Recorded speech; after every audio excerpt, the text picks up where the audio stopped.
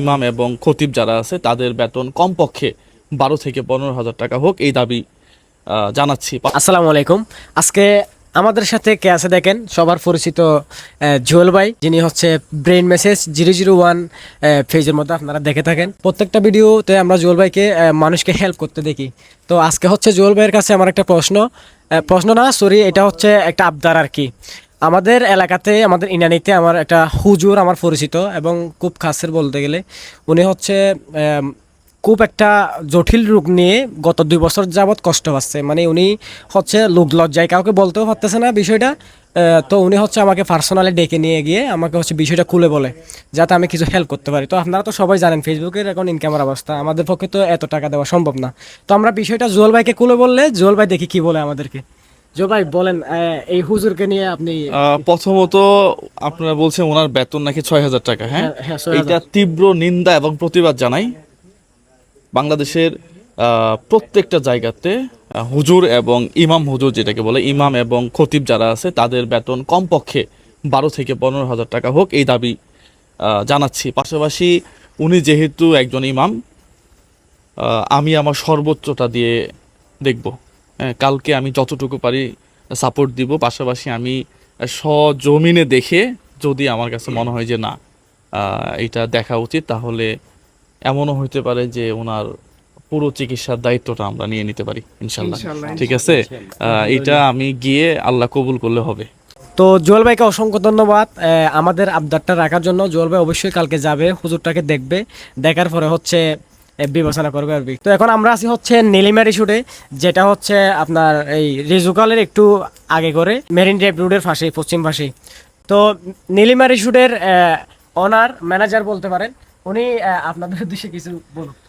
হ্যাঁ, অসংখ্য ধন্যবাদ। একজ্যাক্টলি বিষয়টা হচ্ছে যে আমরা যার পিছনে নামাজ পড়ি, আমরা ছোটোবেলায় যার কাছে কোরআন শিখেছি, সেই হুজুরকে নিয়ে বাংলাদেশে কোনো ধরনের মাথা ব্যথা নেই। একজ্যাক্টলি আমরা দাবি করি বাংলাদেশে 90% মুসলিম বসবাস করে। আর মুসলিম হয়ে আমরা যদি একজন ইমামকে সহযোগিতা না করতে পারি এবং ইমামের পিছনে দাঁড়িয়ে নামাজ পড়তে পারি, সে ইমাম পরিবার পরিজন নিয়ে বাঁচতে তাদেরকে সহযোগিতা না করতে পারি, তাহলে সত্যি আমরা মুসলিম দাবি করাটাই হচ্ছে যে আমাদের জন্য ভুল। আর সারা পৃথিবীতে দেখেছি, যেহেতু আমি কেবিন ক্রু ছিলাম, আমি পৃথিবীর প্রায় 70টা দেশ ভ্রমণ করেছি। মুসলিম যে কান্ট্রিগুলো আছে, সৌদি আরবিয়া, বাহরাইন, কাতার, ওমান, এইগুলোর মসজিদের ইমামদেরকে সরকারিকরণ করা হয়। আমার দেশে কেন একজন টিচারের থেকে গুরুত্বপূর্ণ? আমি যখন আমার একদম ছোট বয়সটা, তখন আমরা যখন মাদ্রাসায় গেলে কিন্তু আমরা একদম প্রথম অক্ষরটাই শিখি হুজুরের কাছ থেকে। এই হুজুরকে এত অবহেলা করা হয়, তাহলে আমরা মুসলিম দেশে বসবাস করি, কী লাভটা হচ্ছে? আমি আমার নীলিমা রিজোর্টের পক্ষ থেকে ছোট্ট একটা অনুদান অবশ্যই দেব। আর আমি প্রতিটি সারা বাংলাদেশে, যদি বাংলাদেশকে মসজিদের শহর দেশ বলা হয় এবং ঢাকা শহরকে বলা হয় মসজিদ নগরী বলা হয়, আমরা সারা পৃথিবীতে সবচেয়ে বেশি মুসলিম বসবাস করে বাংলাদেশে। প্রতিটা মুসলিমের হৃদয় যদি কম্পন ধরে এবং প্রতিটি মুসলিমের হৃদয় যদি একটু ন্যূনতমটুকু জায়গাও থাকে, তাহলে অবশ্যই প্রতিটা মুসলিম নাগরিক এর প্রতিবাদ জানানো উচিত। 6,000 নয়, 16,000 হওয়া উচিত।